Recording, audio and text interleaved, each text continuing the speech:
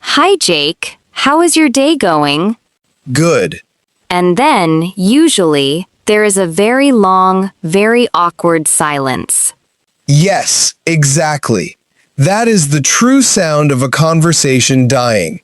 Hello, everyone. Welcome back to Everyday English Learning, the podcast that helps you speak with confidence. Hi there, I'm Jake. And I'm Lily. Today, we are talking about small talk for beginners. Small talk is that short, polite conversation you have with people you do not know well. You use it at parties, at work, or in waiting rooms. But it can feel very stressful. Many learners tell us this is their biggest fear. They know how to say hello perfectly. But they do not know what to say next. The quiet moments feel terrible. Exactly. So they just walk away. They miss a good chance to make a new connection. That is why we are here today. We will give you easy, safe questions to keep a chat going. I needed this simple lesson last weekend. I completely froze at a neighborhood party. Oh no! What happened at the party? Did you forget how to speak? Basically, yes. A new neighbor asked about my weekend. I panicked and just stared at him. We have all been there. It is a terrible feeling. We will fix your party mistake later today. Thank goodness. I really need the help. So, where do we actually start when we want to talk to someone? So, you froze at the party. You were not expecting a question, and your brain just stopped. Yes, that is exactly what happened. The silence felt very loud. I completely understand. This is the hardest part of small talk. Many learners feel this exact panic. They prepare for the big topics, but the simple ones trap them. So, where do we start? We start with the goal. Small talk is not about sharing deep secrets or solving big problems. It is just a social test. We are checking if the other person is safe, friendly, and willing to talk. Exactly. It is like a gentle game of tennis. I hit the ball to you, and you hit it back. But last weekend, I did not hit the ball back. I just watched it bounce away. Yes, you dropped your racket, but that is okay. We will give you a new racket today. Okay, good. So, if the goal is just being friendly, what are the safest topics? The most common topics are the weather, the weekend, and the immediate situation. The weather always feels a bit boring, though. Everyone jokes about talking about the weather. It might feel boring, but it is perfect for small talk. Everyone experiences the weather. It is safe. That is a good point. You do not need to share any personal opinions. Right. If you say, "It is really cold today," the other person can easily agree. And what about the weekend? People always ask, "How was your weekend?" Or, "Any plans for the weekend?" That is another great topic. But this is where many people make a mistake. Oh, what is the mistake? I probably made it on Saturday. The mistake is giving a one-word answer. If someone asks about your weekend, do not just say, "Good." Ah, I see. That stops the game of tennis. The ball does not go back over the net. Exactly. A one-word answer feels like a closed door. It tells the other person you do not want to talk. Even if you are just nervous and actually do want to talk, that is unfair. It is unfair, but it is how conversation works. You need to give a little more information. So, instead of just saying, "Good," what should I say? Should I tell them everything I did? No, you do not need to list every activity. Just pick one small detail to share. Okay, one small detail. For example, good, I just relaxed at home and watched a movie. Perfect. That gives the other person something to respond to. They can ask about the movie. I see. It opens the door a little bit. It gives them a new topic. Yes. And the third safe topic is the immediate situation. This is very useful when you are waiting somewhere. What do you mean by the immediate situation? Like being in a line at a coffee shop? Exactly. You look around and comment on something you both share right now. So, I could say, wow, this line is really long today. Yes. Or if you are at a work event, you could say, the food looks great. That feels very natural. You are just observing what is happening in the same room. It is a great way to start because you are already sharing the experience. You are on the same team. But what happens if they give a one-word answer? What if I say the line is long, and they just say, yeah? That is the complication. Sometimes you try to start the game, but the other person drops the ball. And then we are back to that terrible, awkward silence again. When the other person just says, yeah, it feels like hitting a wall. Exactly. You tried to play the game, and they took the ball and went home. But usually, they are not being rude. They might just be as nervous as you. That is hard to remember. You just feel foolish. Let us go back to your neighborhood party. Okay, I am ready to face my painful memories. Before you froze with the new neighbor, did you try talking to anyone else? Yes. I was standing by the snack table. Another guy walked up. I said, wow, they have a lot of food here. Yeah, it is a lot. And then, I just ate a chip and stared at the table. A classic move. The silence of the chips. It was terrible. I made an observation, just like we talked about earlier. You did. But you only made an observation. You did not give him a clear way to respond. I thought he would just agree and add his own thought to the conversation. Sometimes people do, but if they are shy, an observation is not enough. You need the comment plus question technique. So, I state a fact, and then immediately ask something? Yes. You make the situation safe with your comment, and then open the door. For example, have you tried the pizza yet? Have you tried the pizza yet? Okay, that gives him a specific thing to focus on. Right. Let us retry the role play. This time, use the comment plus question. Okay. Wow, they have a lot of food here. Have you tried the pizza yet? Not yet. I just got here. Is it good? Yes, it is excellent. I'm Jake, by the way. Nice to meet you, Jake. I am Tom. Look at that. You are having a real conversation. That felt so much easier. The specific question gave him clear instructions on what to say next. Exactly. Open-ended questions are great, but a specific question is easier for a nervous person to answer. It is like giving them an easy tennis ball to hit back over the net. That is a perfect description, and this is a great strategy for English learners too. Because if I ask a question, the other person does most of the talking? Exactly. If you are worried about making grammar mistakes, ask questions.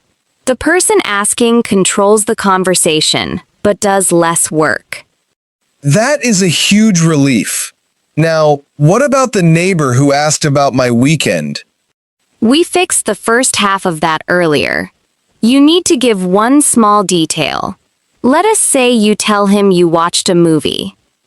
Okay. My weekend was good. I just relaxed and watched a movie. Good, but you are still holding the conversational ball. How do you pass it back? I suppose I could ask him the exact same question. What about you? How was your weekend? Yes, what about you? Is the most useful phrase in small talk. We call it the return question. It is so simple, but I completely forgot to use it at the party. We all forget the basics when we panic. What about you? Instantly takes the pressure off you. And it puts the spotlight back on them. It shows you are listening and interested. Right. It is polite, easy to remember, and it keeps the game going perfectly. But wait, what if I use the comment plus question or the return question and they still just give a one-word answer? Like, if you ask, "Have you tried the pizza?" and they just say, "No," and look away? Yes, exactly. That is my ultimate nightmare. What do I do when the tools fail? When someone just says no and looks away, that is indeed the ultimate nightmare. It really is. Your heart beats fast, your face gets hot, and you feel completely foolish. You want the floor to open up and swallow you. It is a terrible feeling, but here is the most important rule of small talk. You cannot control the other person. So, if the tools fail and the silence returns, it is not my fault? Exactly. When a conversation dies like that, many English learners immediately blame their language skills. Yes, they think I used the wrong grammar, or my accent is too strong, and they did not understand me. Or they think, I am just a boring person. We create a whole story in our heads about why they rejected us. But usually, it has absolutely nothing to do with you. Really? Then why are they staring at the wall instead of talking to me? They might be having a terrible day. They might be worried about a problem at work. Or they might be even more socially anxious than you are. That is actually a very comforting thought. Two terrified people just staring at a snack table together. Exactly. You threw the tennis ball over the net. If they refuse to pick it up, you cannot force a game to happen. That makes perfect sense. It takes two people to play. So, what is the action step in that moment? Do I just turn around and run away? Please do not run away in a panic. That makes a quiet moment actually awkward. You need a graceful exit strategy. A graceful exit. I like the sound of that. You are taking control of the ending instead of just standing there.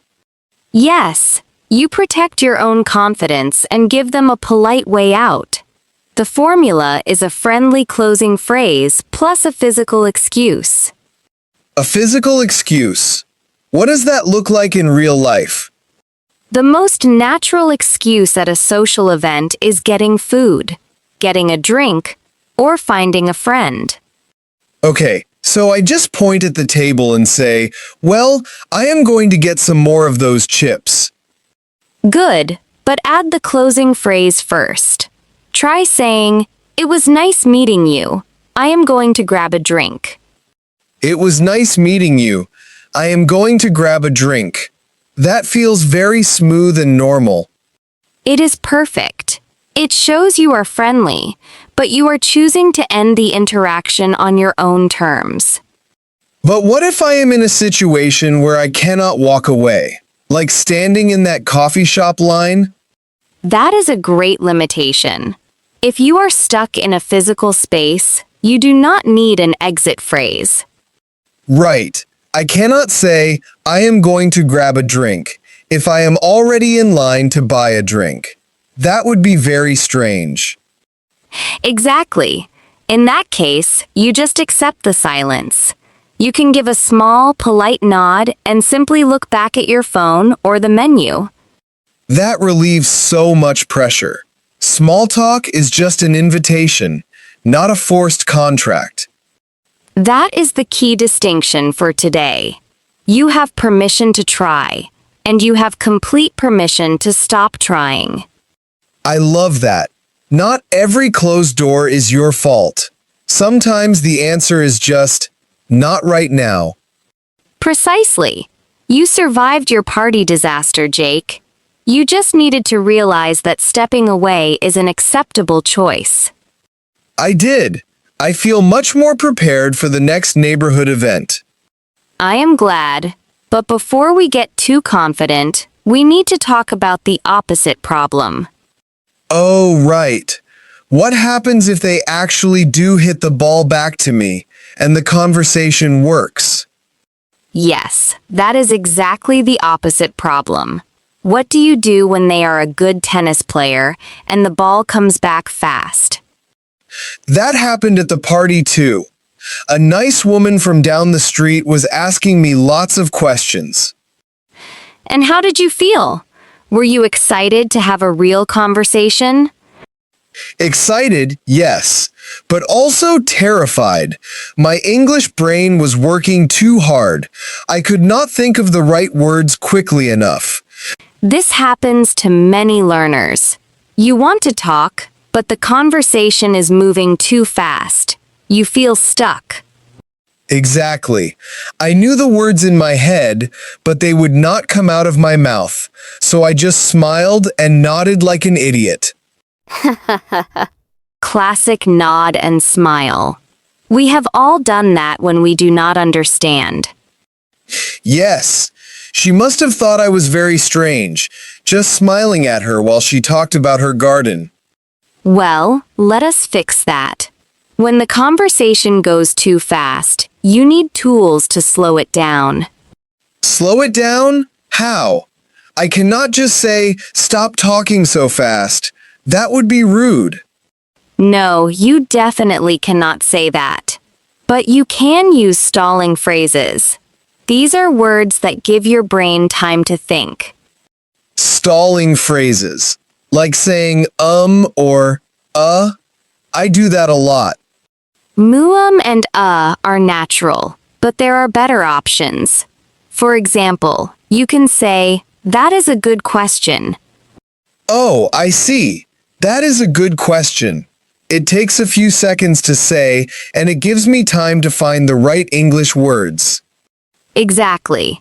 It also sounds very natural and polite. Another great stalling phrase is, let me think about that. Let me think about that. I like that one. It shows I am interested, but I just need a moment. Yes. And if they are talking very fast, you can ask them to repeat something. It is not rude to ask for help. How do I ask without sounding foolish? I hate saying, what, or I don't understand. Do not say what. It can sound aggressive. Instead, say, sorry, I missed that. Could you say it again? Sorry, I missed that. Could you say it again? That sounds much more polite. It is. It puts the blame on you for missing it, rather than blaming them for speaking too fast. That is a great strategy. But what if they repeat it and I still do not understand? Then you can ask for a specific detail. For example, I heard you say garden, but I missed the rest. Ah, I see. You show them what you did understand and then ask for the missing piece. Exactly. It proves you were listening, but you just need a little help. That feels much safer. I can use stalling phrases to slow down and specific questions to get help. Yes. You take control of the speed. But there is one more tool you need when a conversation goes well. What is that? I need all the tools I can get. You need a way to move past small talk and actually connect with the person. Connect? You mean talk about deeper things? I thought small talk was supposed to be simple. It starts simple, but if the game of tennis is going well, You want to move from safe topics to personal interests. How do you do that without being weird? I cannot just ask, what are your deepest fears? No, definitely do not ask that. You transition slowly. You listen for clues in their answers. Clues? What kind of clues? Like if she mentions her garden? Yes. If she mentions her garden, that is a clue. She cares about it. You can ask an open-ended question about that interest. Okay, so instead of just saying, that is nice, what should I ask? Ask about her experience or opinion. For example, what is your favorite thing to grow in your garden? What is your favorite thing to grow? That is a great question. It shows I am paying attention, and it lets her talk about something she loves. Exactly. You are moving from safe facts to personal experience. That is how a real connection starts. Moving from safe facts to personal experience is the real secret. But to do that smoothly, you need the right vocabulary. It is time for meaning moments. This is where we review the most useful phrases and techniques from today's conversation. What is our first item, Lily? The first one is a verb, to freeze. As you bravely shared, you completely froze at the neighborhood party. I did. When you freeze in a social situation, your brain stops working because of sudden panic. You cannot speak or move naturally. Your feet feel glued to the floor. Exactly. It happens to everyone, especially when speaking a second language. Repeat. I completely froze when he asked me a question. I completely froze when he asked me a question. Our second phrase is a one-word answer. This is the enemy of small talk. It means replying with only a single word, like yes, no, or good. It completely stops the game of conversational tennis. Right. It feels like closing a door in the other person's face. You have to give one small detail to keep the door open. Repeat. Try to avoid giving a one-word answer. Try to avoid giving a one-word answer. Our third item is the return question. This is my favorite tool. This is when you ask the exact same question back to the other person. The classic example is, what about you? It is simple, but it takes the pressure off you instantly because you do not have to invent a new topic. Repeat. I answered his question and then used a return question. I answered his question and then used a return question. Number 4 is a graceful exit. This is what you need when the conversation dies and cannot be saved. Graceful means smooth and polite. An exit is a way out. So, it is a polite way to leave an awkward or silent situation without causing offense. Yes, you use a friendly closing phrase plus a physical excuse. Repeat. She made a graceful exit to go get some food. She made a graceful exit to go get some food. Our fifth and final item is a stalling phrase. To stall means to intentionally delay something. So a stalling phrase gives your brain extra time to translate English words without creating an awkward silence. Like saying, that is a good question. Repeat. Using a stalling phrase helped me slow down the conversation. Using a stalling phrase helped me slow down the conversation. Okay, I feel like a highly trained small talk expert now. You have definitely improved since that neighborhood party, Jake. I really have. The silence of the chips will never happen to me again. I am very glad to hear that. Now let us do a quick round of Say It Better. This is where we take a direct beginner phrase and upgrade it to sound more natural. I am ready. What is the first situation? Imagine someone speaks very quickly, and you missed the words. A beginner might say, "What?" or "I do not understand you." That sounds a little aggressive. To say it better, you can softly take the blame. Say, "Sorry, I missed that. Could you say it again?" Perfect. Here is the second situation. Someone asks a complicated question, and your brain needs time to process the English. A beginner might say, "Wait." Wait is definitely too blunt. Say it better by using a stalling phrase. Try saying, "Let me think about that." Excellent. Here is a third situation. You want to start a conversation, but you only make an observation. You say, "This line is long." That is just a statement, not an invitation. Say it better by adding a specific question. Say, "This line is long today. Do you know what is good here?" That is great. And the final situation, you want to walk away from a quiet, dying conversation. A beginner might just say, "I am leaving now." Please do not say that. It sounds like you are angry with them. Say it better with a graceful exit. Say, "It was nice meeting you. I am going to grab a drink." Much better. These small upgrades make a huge difference in how friendly and confident you sound. So, now it is time to practice. Let us do some guided practice together. We are going to test your new small talk skills. I will give you a situation, and you, the listener, will speak the answer out loud. Are you ready? Here is situation number 1. A coworker asks you, "How was your weekend?" You want to say it was good, give one detail about reading a book, and then pass the ball back to them. What do you say? Speak your sentence out loud now. You could say, "It was good. I just relaxed and read a book. What about you?" Great job. Situation number 2. You are at a neighborhood party standing near the snack table.